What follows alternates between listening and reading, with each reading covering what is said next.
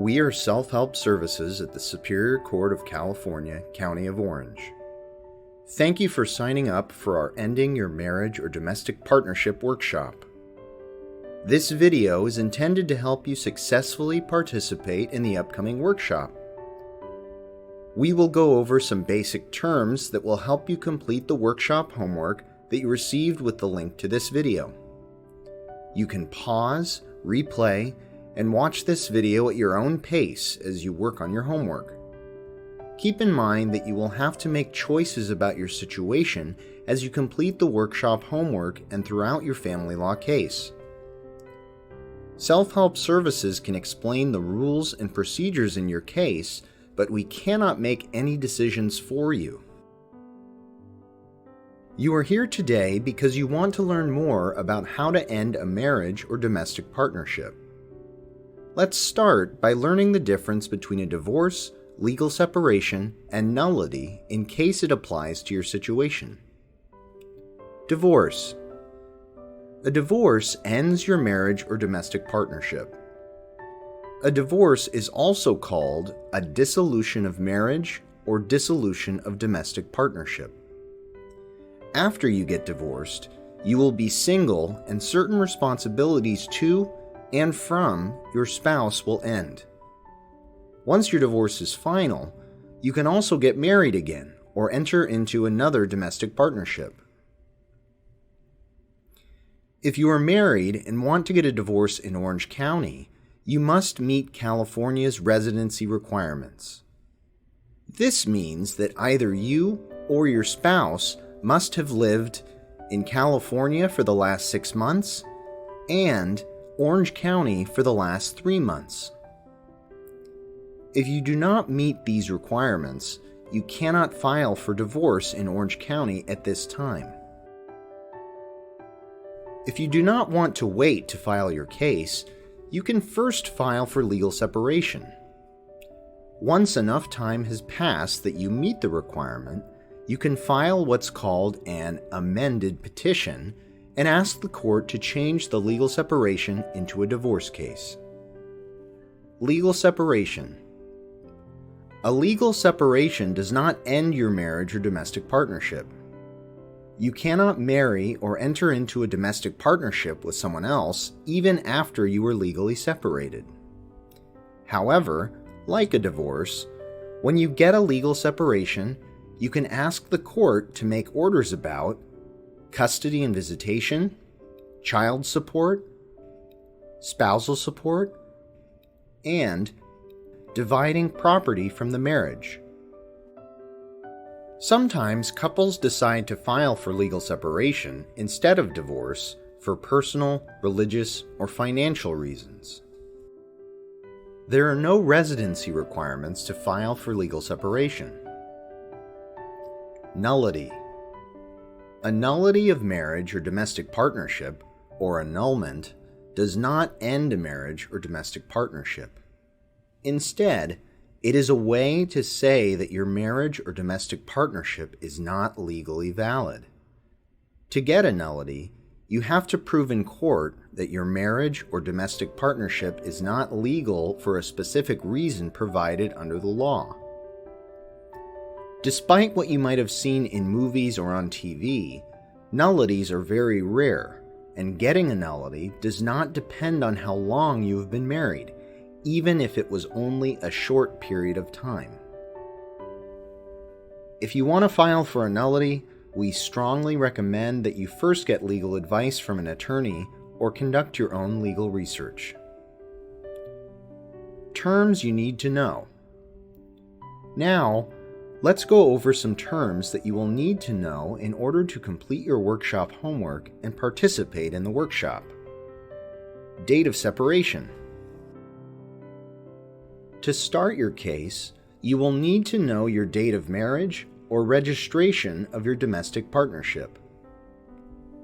You will also need your date of separation. If you do not know your date of marriage or registration of domestic partnership, check your certificate of marriage or registered domestic partnership. The date of separation is something you will need to determine yourself. The date is important because it can affect how property gets divided and spousal support, for example.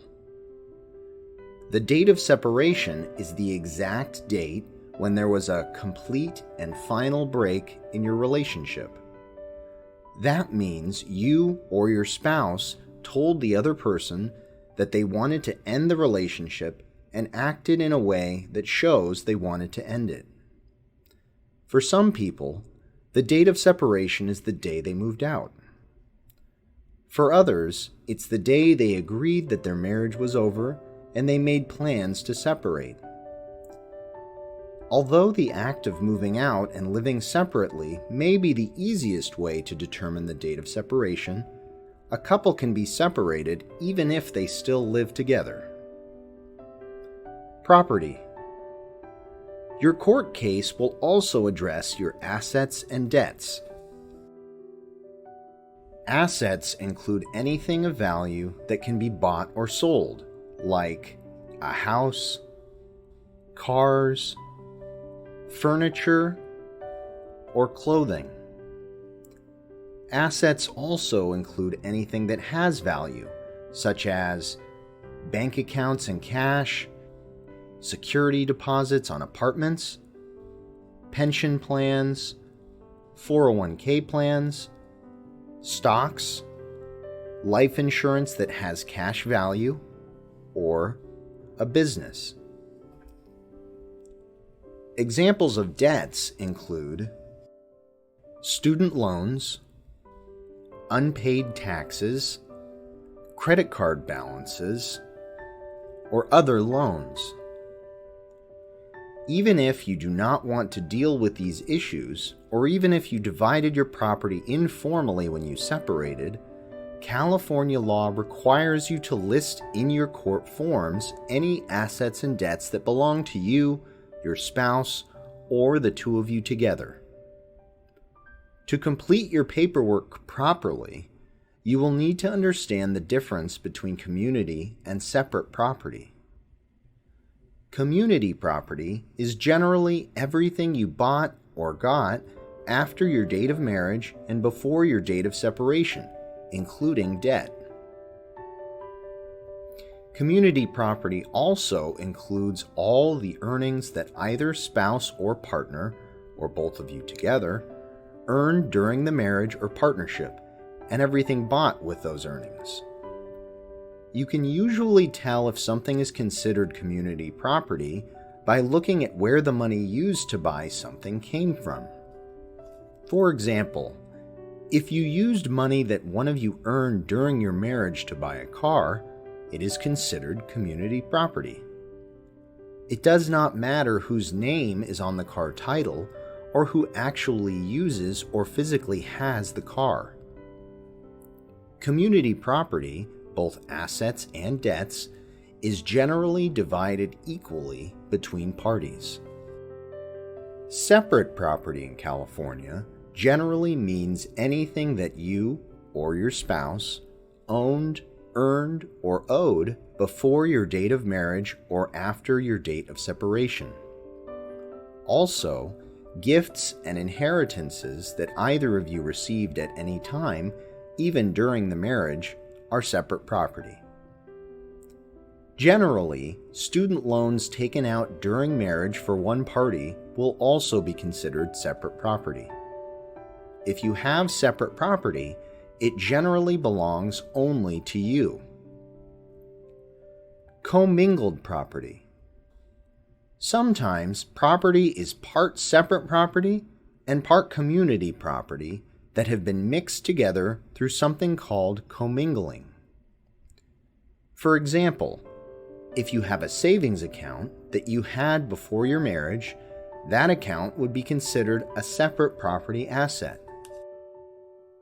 But if you deposited your paychecks or other earnings during marriage into that account, those funds would be considered community property.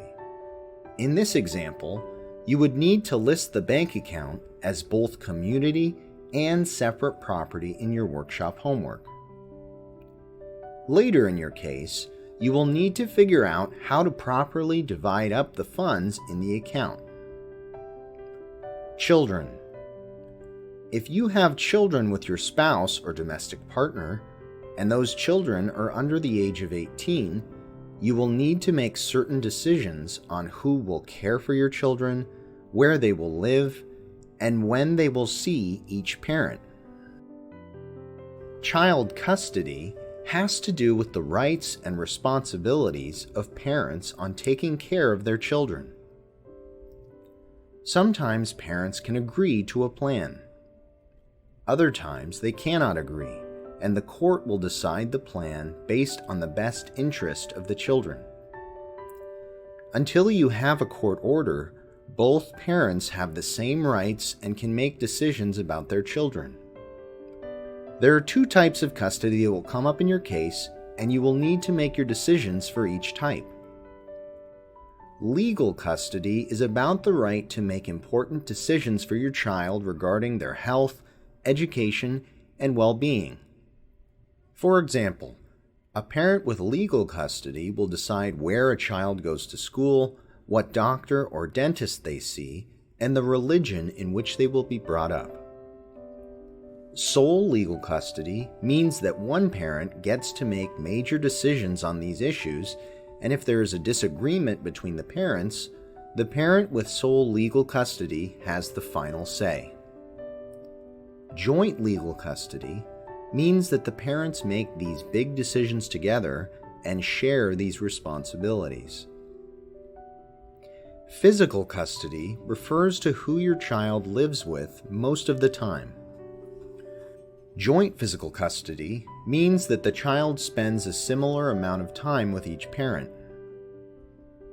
Sole or primary physical custody means that the child lives with one parent most of the time.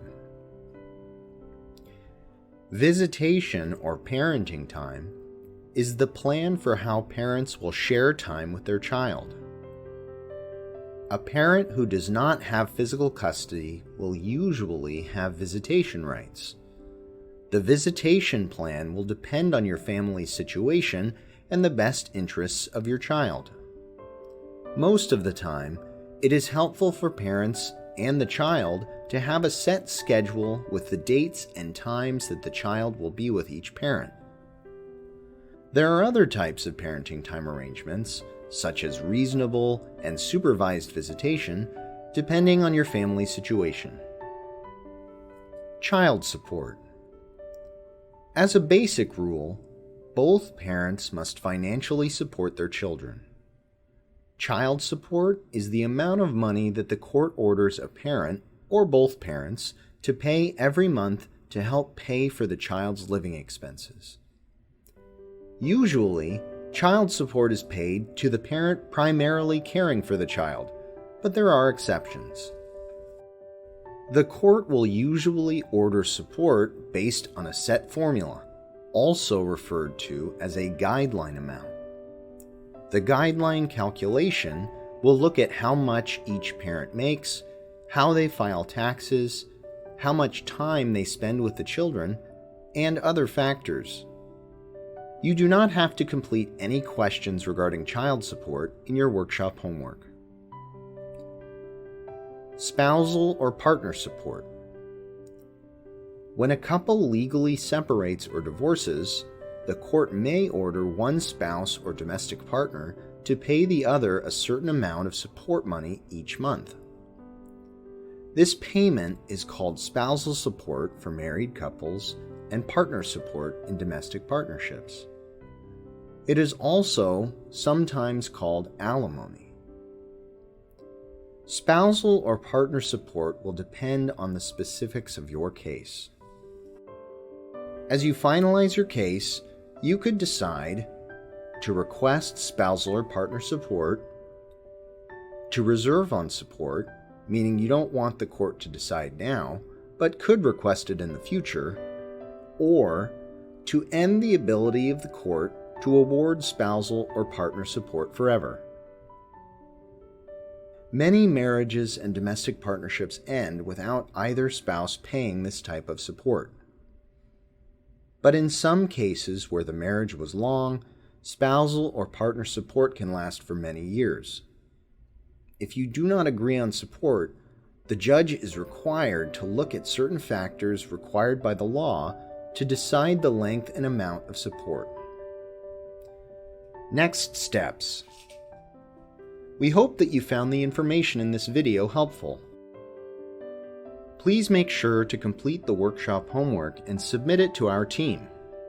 If you get stuck while working on the homework, please contact Self-Help Services at least 5 days before the workshop date so you don't lose your spot. You can reach our staff by going to www.occourts.org/self-help and clicking on the blue button labeled "Click here to contact Self-Help Services." Make sure to select Family Law as the case type on the form. Thank you.